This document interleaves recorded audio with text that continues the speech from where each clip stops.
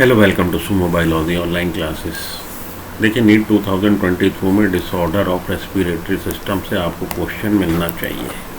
आइए पढ़ते हैं, 5-10 मिनट लगेंगे, ज़्यादा नहीं। Bronchial asthma, it is usually due to allergic reaction. Allergic reaction से हो रहा to foreign substances that effect the respiratory tract. ठीक है जी।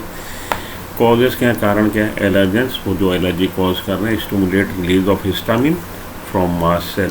Histamine has several effect, one of which is to cause bronchiolar smooth muscles to contract। तो allergy से हो रहा है और एलर्जी कॉजिंग जो एजेंट हैं वो एलर्जन कहला रहे हैं। एलर्जन आपकी रेस्पिरेटरी ट्रैक में आए, उससे क्या होगा? एलर्जी होगी। एलर्जी में क्या होगा? हिस्टामिन रिलीज होगा मास्ट सेल से, और हिस्टामिन क्या करता है? हिस्टामिन ब्रोंकियल स्मूथ मसल्स को कॉन्ट्रैक्ट कर देता है। सिम्टम्स क्या है? The symptoms of bronchial asthma में बी कफिंग, वीजिंग। वीजिंग का मतलब ब्रीदिंग नॉइजली, ब्रीदिंग में नॉइज होगी।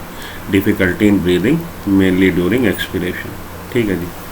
तो ये बातें आपने याद में रखनी। Asthma due to allergy condition हो रहा है, एलर्जी से हो रहा है। Allergen, allergy causing agent allergen कहला रहे हैं। एलर्जी हुई, मास्ट सेल्स रिलीज करेंगे हिस्टामिन। हिस्टामिन क्या करेगा? ब्रोंकियल स्मूथ मसल्स को कॉन्ट्रैक्ट कर देगा, ब्रोंकस कॉन्ट्रैक्ट हो जाएंगे। तो डिफ़िकल्टी इन ब्रीदिंग होगा और ब्रीदिंग नॉइजी हो जाएगी। ठीक है जी। कफिंग भी हो सकती है। ट्रीटमेंट क्या है? ट्रीटमेंट है आपका antibiotic therapy to remove infection. ठीक। और ब्रोंकोडाइलेटर आप दे सकते हैं, ऐसी ड्रग्स दे सकते हैं जिनसे ब्रोंकियल मसल्स डायलेट हो। एम्फीसीमा पे आइए।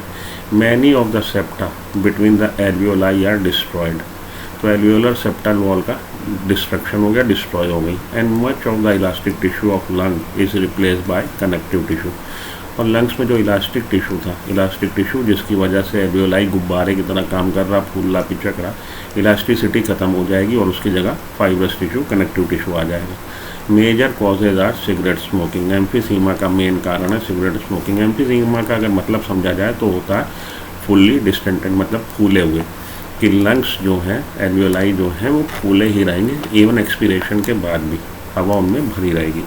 As the alveolar septa collapse, alveolar septa का डिसइंटीग्रेशन हो गया, डिजॉल्व हो गया। The surface area for gaseous exchange is greatly reduce. Surface area reduce हो जाएगा और alveolar sac remains filled with air even after expiration, क्योंकि इलास्टिसिटी लॉस हो गई। इलास्टिसिटी लॉस हो जाने से गुब्बारा हर समय फूला रहेगा, एल्वियोलाई हर समय फूले रहेंगे।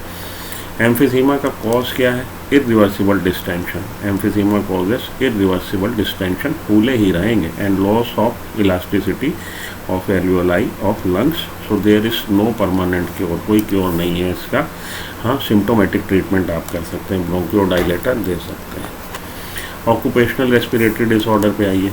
इन सर्टेन इंडस्ट्रीज, ऑक्यूपेशन की वजह से, व्यवसाय की वजह से होने वाली disease, specially those involving grinding, जहाँ पे ग्राइंड किया जा रहा किसी चीज़ को, और स्टोन ब्रेकिंग, या पत्थर को तोड़ा जा रहा।